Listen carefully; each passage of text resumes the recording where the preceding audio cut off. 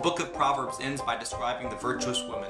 I think this is so very appropriate because one of the biggest decisions that we can make in life that we need wisdom for is who to marry. It's something that both genders need to think long and hard about. We shouldn't settle for just whoever happens to show an interest in us, but should actively seek out a person who has faith in Christ and lives that faith out. But this passage is more than just a list of requirements for a potential future spouse. It paints a picture of how wives ought to live and how husbands ought to treat them. Wives should fear the Lord, be hardworking, not lazy, responsible to care for the things of the home and for their children. And husbands ought to adore their wives, not neglecting them, not putting them down, but rather truly appreciating them and showing that appreciation to them and to everyone. But even more than describing how we ought to treat our spouse, this passage prophetically describes the relationship that Christ has with his church. Even though we fail Christ throughout this life, Christ loves us and will continue to perfect us, making us resemble the virtuous woman until that day that he returns and exalts us to a position that we don't deserve, completely changing us to be the people of God we ought to be.